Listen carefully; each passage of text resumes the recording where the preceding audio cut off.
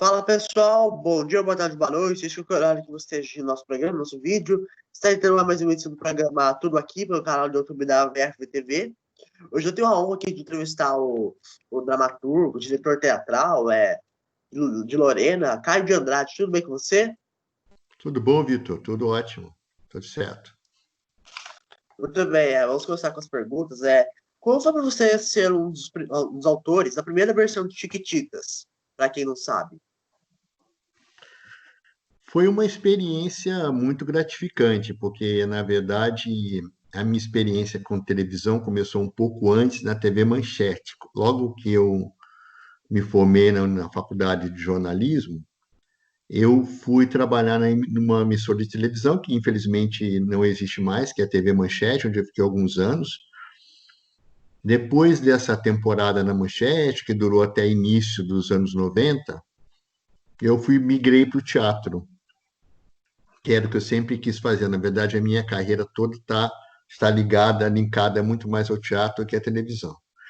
E aí, depois de uma temporada de quase 10 anos no teatro, né, depois que eu saí da emissora da TV Manchete, voltei a receber um convite para trabalhar em televisão, que foi em Chiquititas, né?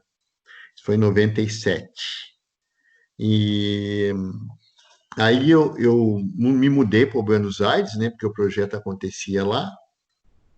Os atores moravam lá e toda a equipe de produção do Brasil, que era uma coprodução com a Argentina, então a gente morava em Buenos Aires, né? E onde eu fiquei por 3 anos e alguma coisa, 3 anos e alguns meses e tal. E foi muito gratificante, porque foi um projeto inusitado, né, de coprodução do SBT com a Telefe, que é uma televisão argentina, ligada a um público que me interessa muito, que é essa faixa etária, né, ligada a essa faixa infanto-juvenil, né, que é um público que eu acho importantíssimo trabalhar, que eu também venho trabalhando em teatro com esse público já há algum tempo também. E foi bastante compensador, porque muitos bons atores saíram, não é, dessa experiência lá em Buenos Aires, né? Muita gente que hoje tem uma carreira consolidada na televisão e vem fazendo trabalhos importantes, não só na televisão como no teatro, passaram por esse momento, por esses 3 anos e alguma coisa que a gente ficou em Buenos Aires fazendo a novela. Eu era o tradutor e o adaptador para o Brasil, né? Os capítulos originais eram gerados em espanhol, porque era gravado os primeiros capítulos com a equipe argentina, também tinha a equipe mexicana, e depois e a equipe brasileira da qual eu fazia parte. Então, nos primeiros momentos eu adaptava, traduzia, né, para o Brasil, e depois comecei a ter uma intervenção um pouco maior por conta do tempo que eu já estava à frente não é da produção, né? E foi morar em Buenos Aires também foi um grande presente, que é uma cidade muito importante culturalmente falando, né? Que você tem uma vida cultural muito ativa, muito profícua. Então, conviver com atores, com diretores, né, com técnicos, não só da televisão, mas também da área teatral, com quem eu me envolvi muito durante esse período que eu fiquei lá, foi muito compensador. Sim, que lembrança você tem do seu início de carreira? Ai, muita coisa. Na verdade, eu comecei muito cedo. Com 16 anos, eu já sabia mais ou menos o que eu queria fazer da minha vida. Eu tive uma experiência muito, digamos, muito decisiva para mim, porque quando eu tinha pouco mais de 13 anos, eu vi a montagem de um espetáculo profissional aqui no Teatro São Joaquim, onde eu estudava, aqui em Lorena, coincidentemente com a Regina Duarte, que era uma peça que se chamava Santo Inquérito, do Dias Gomes. Era um grande sucesso na época e ela veio se apresentar aqui, não é, no teatro, com uma equipe enorme, era uma produção muito grande e tal. E eu fiquei muito impressionado com aquilo, eu nunca tinha visto um espetáculo profissional. E a partir daí eu fiquei muito tocado com essa experiência, no sentido de entender que, de alguma maneira, era aquilo que eu queria fazer da minha vida. Eu não sabia exatamente como começar, eu era muito novo, imagina, 13 para 14 anos, tal. Mas eu fui perseguindo isso aos pouquinhos, tentando ler, entender. Eu tinha alguns parentes que moravam em São Paulo, então eu pedi para os meus pais que eu pudesse ir a São Paulo ver espetáculos de teatro, outros, né, porque aqui não vinha com tanta frequência. E aí eu comecei a ir para São Paulo, ficar na casa dos meus primos, dos meus tios e assistir novos espetáculos e tal. E fui moldando um pouco digamos, a minha carreira, né, futura, entre aspas, carreira para essa questão. Quando eu estava exatamente na idade de fazer ali a escolha, ou seja, com 17, 18 anos, depois que eu terminei o segundo grau na época que chamava, né? Eu fiquei em dúvida, porque eu também, de uma certa maneira, tinha um interesse muito grande pelo jornalismo, assim. Gostava muito de ler, sempre gostei muito de ler, sempre fui um leitor muito voraz. E a palavra, não é? Depois de trabalhar com a palavra, é uma coisa que me sensibilizava demais. E eu fiquei muito em dúvida se eu ia ingressar numa carreira acadêmica ligada à área das artes cênicas, né, do teatro, ou se eu ia trabalhar com a questão do jornalismo, que também nessa hora bifurcou a minha vontade ali, ficou meio entre uma coisa e outra. Acabei optando pelo jornalismo, acreditando que enquanto eu estivesse fazendo a faculdade de jornalismo, eu poderia, paralelamente, fazer alguns cursos de formação teatral. Foi exatamente o que eu fiz. Eu fui para o Rio, eu passei numa universidade do Rio, fui para lá, cursei o jornalismo durante os 4 anos devidos, né? E durante esse tempo, eu também me preparava teatralmente. Eu fui fazer um curso muito importante na época, que era o Tablado, que é uma escola de teatro que tem até hoje lá da Maria Clara Machado, já falecida, mas foi uma grande dramaturga e diretora, né, linkada a esse universo do teatro infantil juvenil, da qual eu tive a honra de ser aluno, fui aluno dela durante quase um ano. Fiz outros cursos, vários outros cursos, porque quando eu estava nessa época, início dos anos 80, no Rio de Janeiro, era um momento que muitos grupos de teatro, né, estavam se firmando, como o Asdrubal trouxe o trombone, do Evandro Mesquita, com a Patrícia Travassos, o Luciano Guimarães, Regina Casé, né?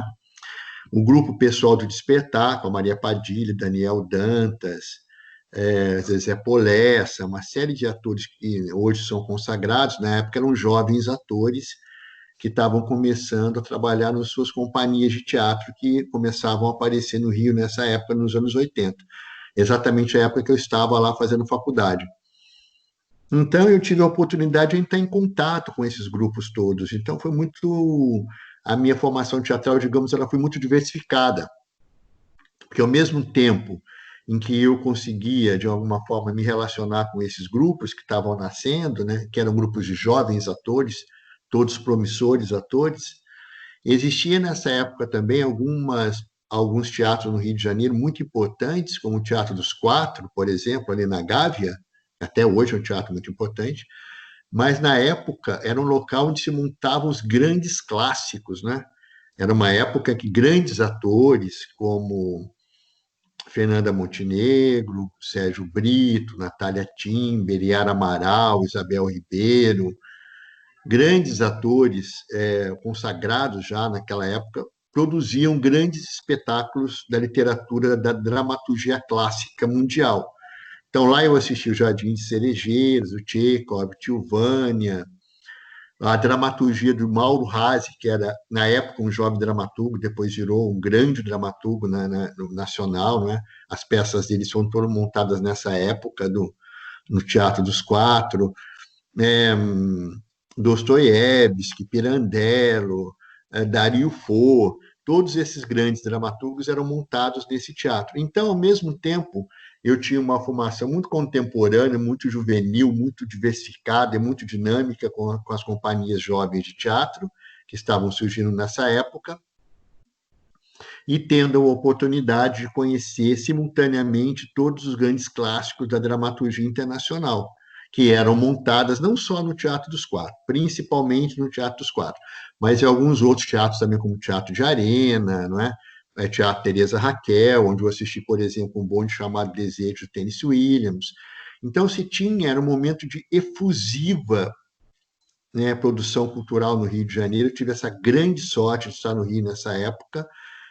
Então, a minha formação teatral, ela não foi, digamos, acadêmica, mas ela foi muito diversificada, porque ao mesmo tempo em que eu conseguia conviver com esse grupo jovem, né, de atores que faziam espetáculos, né, muito irreverentes, muito divertidos, e ao mesmo tempo muito conscientes, porque era uma época em que estava acabando a ditadura do Brasil e começando, não é, a abertura política nacional, nos anos 80, então justamente coincidiu com essa eclosão, com essa explosão de produções com os jovens atores da época, não é? E, ao mesmo tempo, como já disse, os grandes clássicos eram montados por grandes atores, em grandes companhias, em teatros muito importantes do Rio de Janeiro. Sim, bacana. Agora, tem alguma, na época que você escreveu Chiquititas, tem alguma cena que deva você lembrar na sua cabeça que você mais gostou de escrever, sabe? Que você trabalhava na época?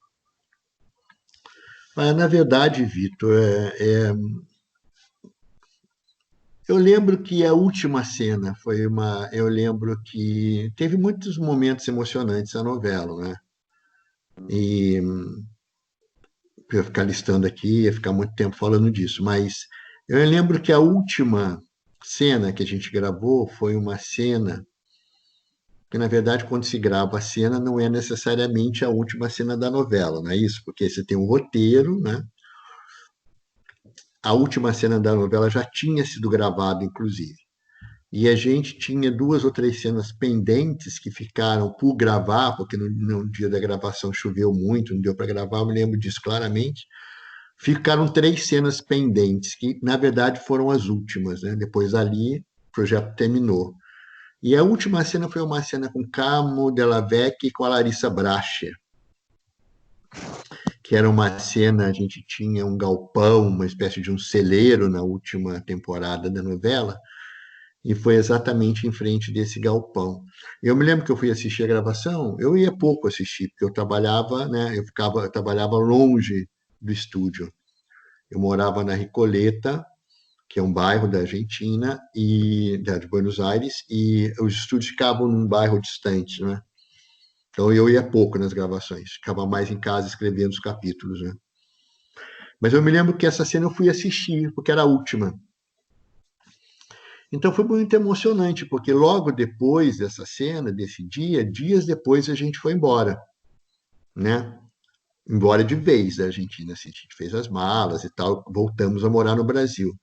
Então foi uma cena muito, eu me lembro, muito emocionante de ser gravada, porque nós sabíamos que aquela era a última cena. Terminou de gravar a cena, assim que terminada, a gente voltaria para o Brasil. Então, eu me lembro claramente dessa cena com o Calmo e com a Larissa, que foi a última cena que a gente gravou da novela. Sim, agora o que eu tô falando um assunto legal é que você escreveu e dirigiu a peça Os Olhos Verdes do Ciúme, que inaugurou o Centro Cultural de Justiça Federal na Cinelândia, no Rio de Janeiro. Como foi isso? Isso foi uma gratíssima satisfação, porque essa história dos olhos verdes, engraçado você citar, nasce em Buenos Aires e nasce com a Larissa Bracher, né? Que é a pessoa que eu acabei de citar aqui, que participou daquela última cena. Eu e a Larissa ficamos muito amigos. Eu fiquei amigo de muita gente, obviamente, que eu convivi anos com aqueles atores, né? São até hoje queridos amigos. E a Larissa, muito jovem na época, ela tinha 20 anos, se eu não me engano, 21 no máximo. E nós ficamos de voltar ao Brasil e fazer um projeto juntos. A gente ficou com vontade de continuar, e obviamente no teatro, que era o que eu queria fazer, e ela também. E eu me lembro que eu tinha uma ideia, né, de fazer essa peça sobre esse período histórico do Brasil, porque todas as minhas peças, de uma certa maneira, elas têm uma relação com a história do Brasil. Isso é uma característica do meu trabalho no teatro, né? E esse momento, que é o momento da mudança do Império para a República, ainda para nós que morávamos no Rio de Janeiro, né, porque eu morava no Rio, moro no Rio morei no Rio dos 17 aos 50 e poucos anos, então passei a grande parte da minha vida no Rio de Janeiro. E para quem morou lá, era muito interessante você. Lá foi o palco, né? O Rio de Janeiro foi palco de grandes acontecimentos históricos no Brasil, ainda mais nessa época, porque a gente tinha uma corte, né? A corte era no Rio de Janeiro, né? A corte imperial, né? Digamos. Então, eu lembro que foi muito interessante, muito instigante voltar, pensar nessa história, não é? De escrever um texto sobre esse período da mudança do Império para a República, que foi um momento extremamente importante dentro da história brasileira. E aí eu lembro que eu falei com a Larissa que tinha esse sinopse, seria interessante a gente ler, quem sabe dar certo, da gente, não é? Tá, lemos, achamos interessante, resolvemos começar a produzir, e o ato contínuo, quando você resolve fazer um projeto teatral, você tem que procurar um teatro, isso é normal, né? Toda produção faz isso, porque você espera que daqui a 3, 4 meses aquela produção esteja pronta, você tem que ter um teatro. Coincidentemente, nessa época, estava acabando a reforma do Centro Cultural da Justiça Federal no Rio de Janeiro, na Cinelândia, que é um prédio histórico importantíssimo, né? E que eles abriram espaço cultural dentro desse prédio lindo que fica ali na Cinelândia. E aí, como a nossa peça era histórica, a gente achou que poderia ter alguma ligação, né, algum link entre essa nossa peça e o espaço que estava por ser inaugurado. E aí, então, eles abriram uma espécie de um edital, não foi bem um edital, foi um convite para algumas companhias de teatro apresentarem ali seus projetos, né? E o nosso foi escolhido.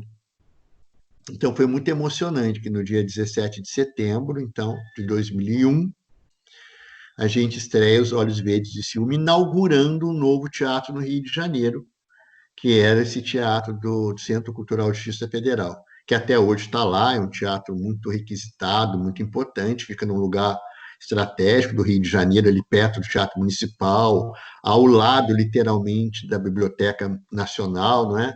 Num lugar importantíssimo do Rio, que é a Cinelândia.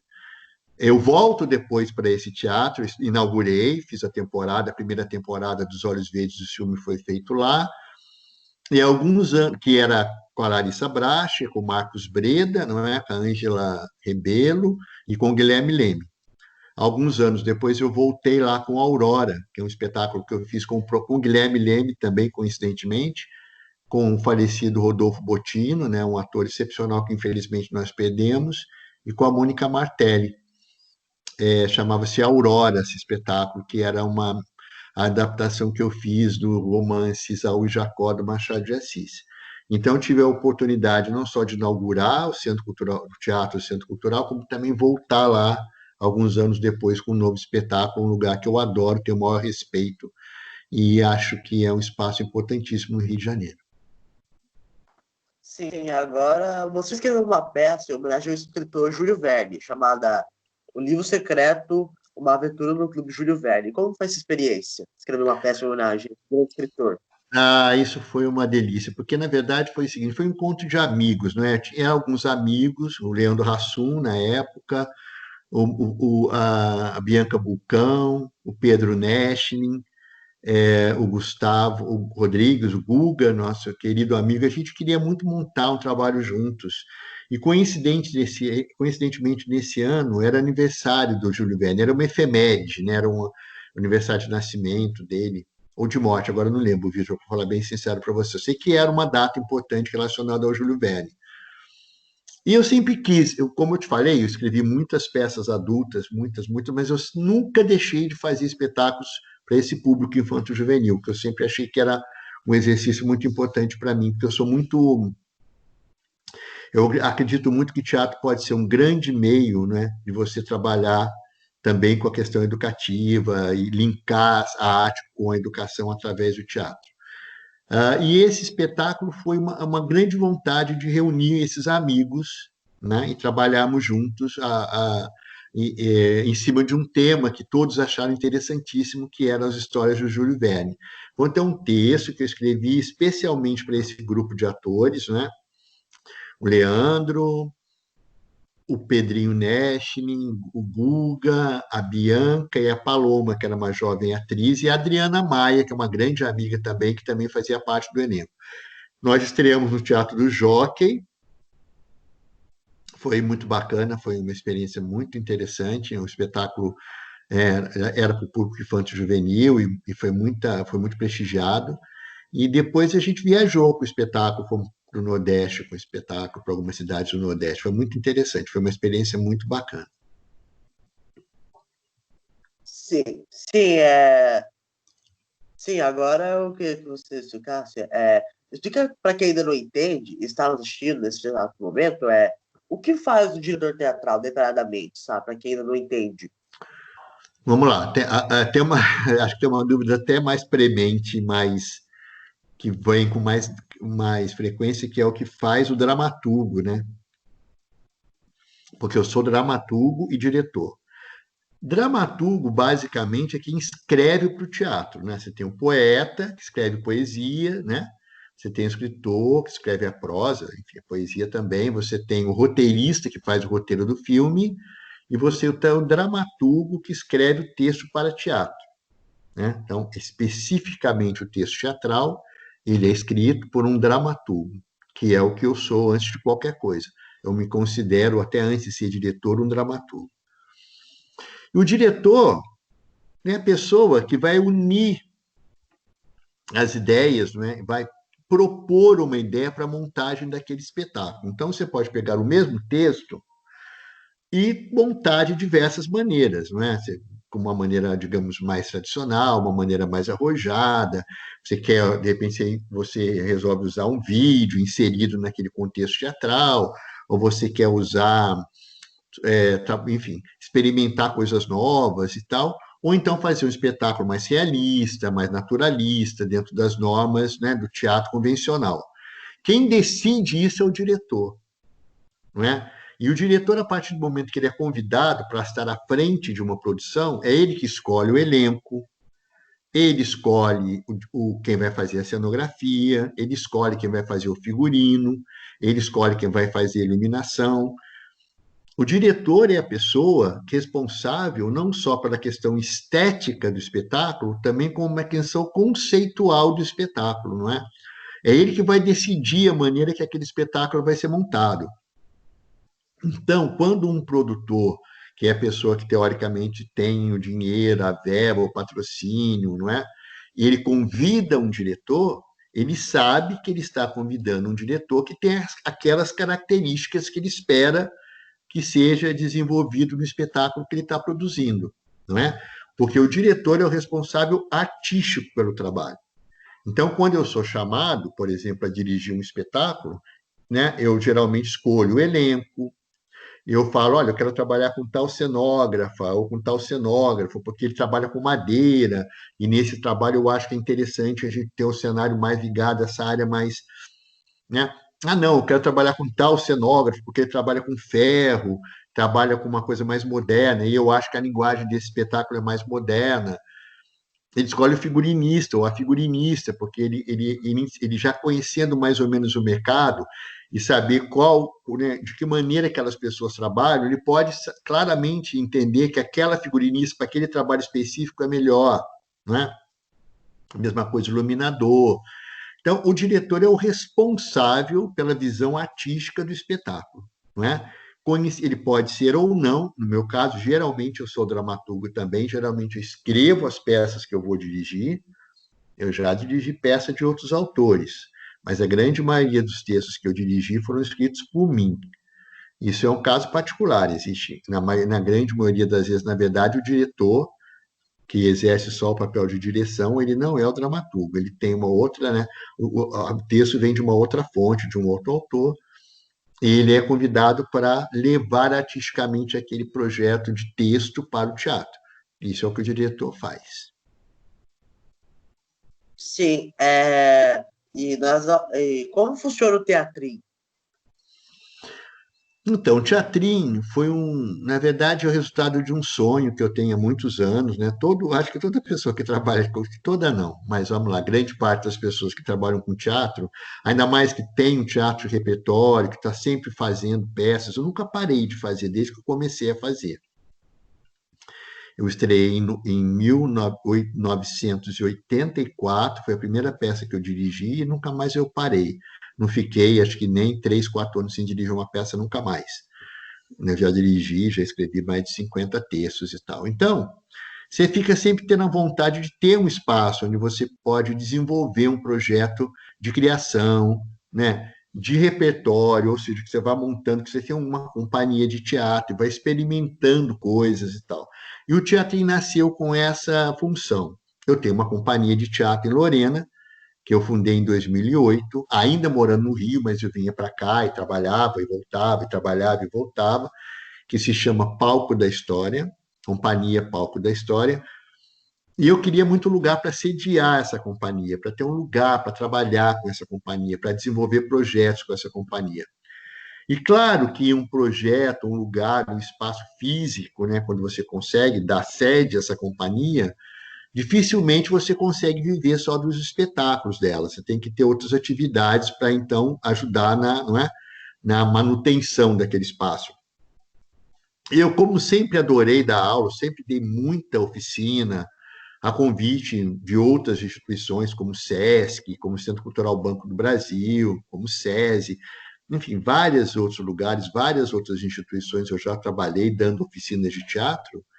Eu resolvi também abrir no Teatrim essas oficinas. Então, a gente tem 3 oficinas de atores, né, para formação de atores, e uma oficina de dramaturgia, para quem quer escrever teatro, aprender teatro. Então, o Teatrim é, ao mesmo tempo, a sede da Companhia Palco da História, que é essa minha companhia de teatro, e um centro de formação de atores e de dramaturgos, né? São turmas anuais, a gente começa a trabalhar em fevereiro, geralmente no final do ano monta um espetáculo, assim foi feito o ano passado. Esse ano, infelizmente, ou felizmente, né, porque a gente tem que se recriar e se reorganizar com toda essa questão da pandemia, essas aulas viraram online, né, então a gente agora se encontra com a mesma frequência, o mesmo número de horas semanais, mas online. E se tudo der certo, em dezembro a gente faz um espetáculo presencial. Se não, obviamente, por conta de tudo que está acontecendo com a questão da pandemia, a gente vai fazer um espetáculo, arrumar uma maneira de ter uma experiência online com esse trabalho que foi feito durante esse ano. Então, o teatrinho é isso, Vitor, é um espaço aqui em Lorena, é um teatro de 120 lugares, que fica aqui ao lado do Mercado Municipal. Modéstia à parte, um espaço muito querido, muito bem montado, né, que eu montei com muito carinho. Quem quiser visitar tem o site, né, que é o teatrim.com.br. E é um teatro que tem essa função. E ela tem uma outra função, da qual eu me orgulho muitíssimo também, que é receber escolas aqui. A gente tem um projeto chamado História em Cena, que é um projeto que nasceu já no Rio de Janeiro comigo, eu trouxe aqui para Lorena, para o Teatrim, que é receber escolas. O ano passado, quase 1.000 estudantes da rede pública de teatro, de ensino, já esteve aqui no Teatrim. A gente tem um espetáculo que é montado pela companhia, e esse espetáculo, então, a gente chama as escolas para assistir gratuitamente esses espetáculos. A gente tem um projeto no Benfeitoria, naquela plataforma, né, de crowdfunding, que é a Benfeitoria, que e alguns amigos contribuem com esse projeto através dessa plataforma, não é?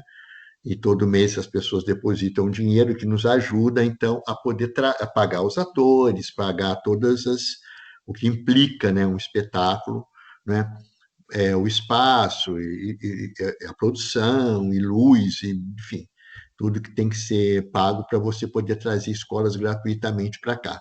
Para isso, a gente conta com o apoio da Secretaria de Educação e da Secretaria de Cultura da cidade, também com a Secretaria Regional de Educação, sediada em Guaratinguetá, não é? Que trabalha com as escolas públicas estaduais aqui na região.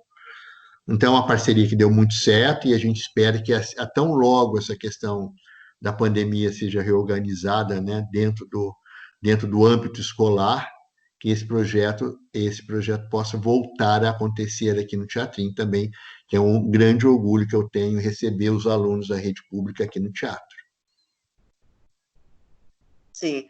E agora vamos para a nossa penúltima pergunta. Você, ao longo da sua carreira, já conviveu com diversos artistas famosos. E qual foi o mais legal que você já trabalhou? Ou os mais legais? Então, sigam, se vocês forem pensar. Na verdade, eu não vou te responder isso, né, porque eu vou criar uma situação complicada para a vida.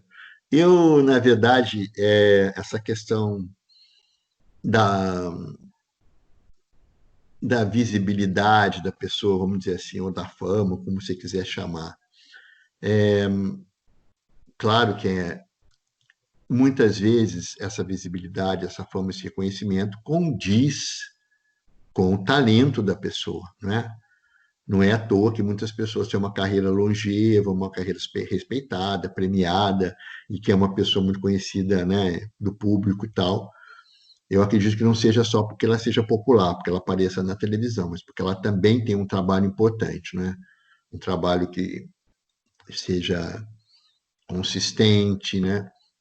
Que ele perdure, né, que a pessoa vai crescendo ao longo dos anos, lapidando esse talento que ela tem, tanto na televisão quanto no teatro, no cinema, não é? Porque hoje em dia também essa questão do cinema, ainda que com dificuldade, que a gente sabe que o cinema no Brasil tem, mas tem andado, tem evoluído de uma certa maneira.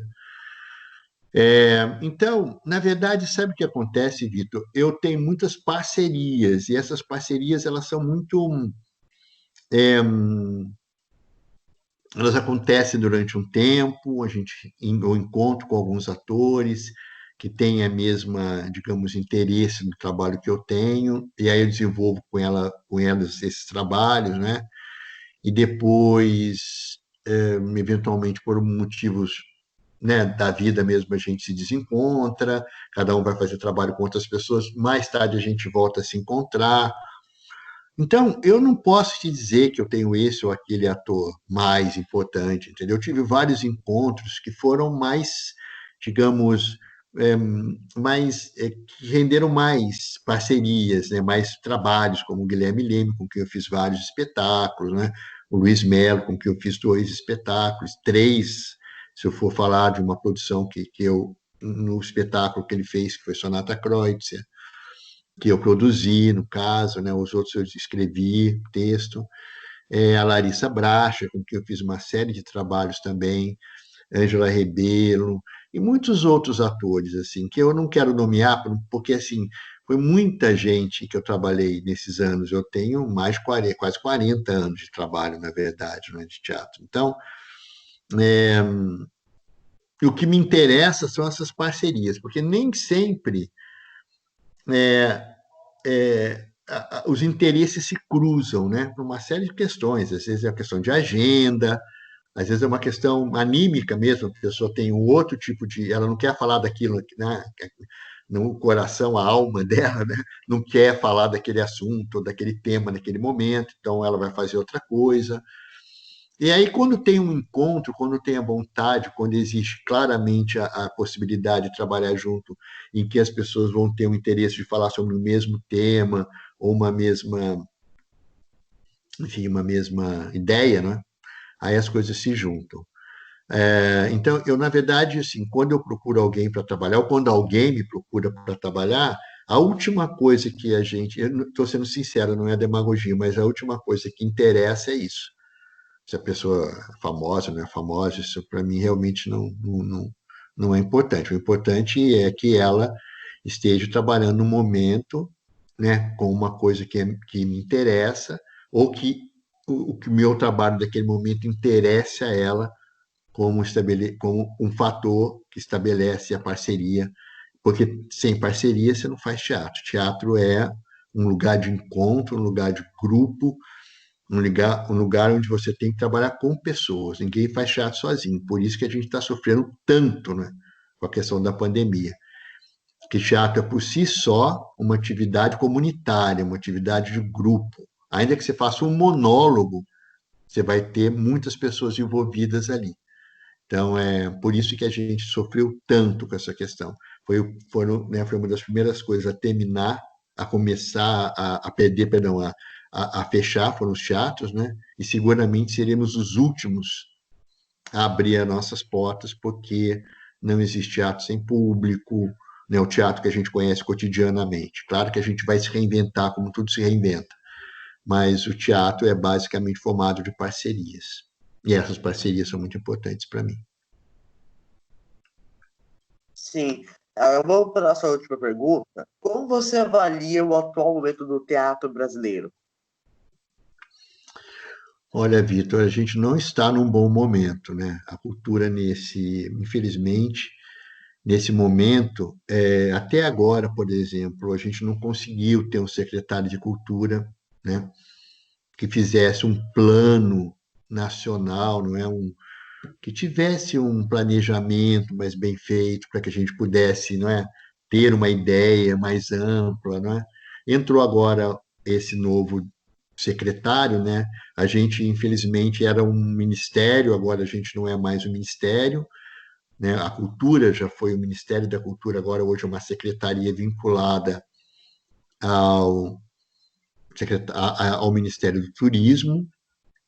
Infelizmente, isso, de uma certa maneira, faz com que a cultura não seja vista com a magnitude, com a importância que ela deve ter dentro né, da construção de qualquer projeto nacional, né? Infelizmente, a gente não tem uma volta, né, ou digamos, um apoio substancial desse governo que, por algum motivo, acha que a cultura não tem tanta importância assim, mas, enfim, eu acho que a gente, até nessa pandemia, durante toda essa história, foi muito interessante a gente notar que o que, de uma certa maneira, ajudou a deixar todo mundo, né, dentro de casa, um pouco mais feliz e um pouco mais tranquilo, né, se é que a gente pode falar essa palavra no meio de tanta confusão que está acontecendo, né, na saúde e tal, foram os projetos de arte, né? A música, o cinema, as séries, as novelas, tudo isso, de uma certa maneira, foi um bálsamo, né? Para as pessoas poderem ficar dentro de casa e, de alguma maneira, ter uma distração. Então, eu acho que, nesse momento, a cultura, mais uma vez, se mostra como um agente importantíssimo dentro da formação de qualquer país, né? De qualquer, né, projeto nacional, né? Então, o teatro está sofrendo disso, como todas as artes estão sofrendo, né? Umas artes plásticas, como o cinema, não é? Como a dança, como a música, né? Então, a gente vê orquestras muitas vezes se desfazendo, companhias de dança também com pouco apoio. E existe uma questão muito grave nisso, não é? Se a gente não tem um apoio concreto, assim, se a gente não tem um pensamento unificado, em uníssono, para um projeto cultural, assim como é na educação, né, na saúde e tal, né, a gente fica um pouco perdido, decepcionado. Então, eu espero, sinceramente, Vitor, que a partir desse momento, né, quando a gente sair desse momento tão difícil que é esse momento da pandemia, que a gente consiga entender de uma vez por todas que a cultura e que a arte, elas são tão necessárias quanto qualquer outro setor, né, do poder público. Que o poder público possa ter um olhar mais carinhoso para a cultura e para a arte, para que nós, artistas, possamos cada vez mais poder cumprir com a nossa missão, né? Com o mínimo de apoio e com o mínimo enfim, de reconhecimento por esse trabalho que é feito brilhantemente há muitos anos. A história da cultura no Brasil é linda. A gente teve grandes nomes no passado, né? Grandes autores, grandes diretores, atores maravilhosos. Quer dizer, o Brasil tem uma história cultural muito importante e muito, muito, muito, muito valorizada por nós artistas, né, que estamos dentro desse projeto, mas que infelizmente não recebe a mesma avaliação por parte das pessoas que estão nos governando. Então, o que eu espero é que isso aconteça em algum momento para que nós da arte possamos contribuir ainda de uma maneira ainda mais premente, presente e importante nesse contexto geral, que vai ser reconstruir o nosso país depois dessa experiência, né, incrivelmente, né, nova, para dizer uma palavra otimista, que foi esse momento de pandemia.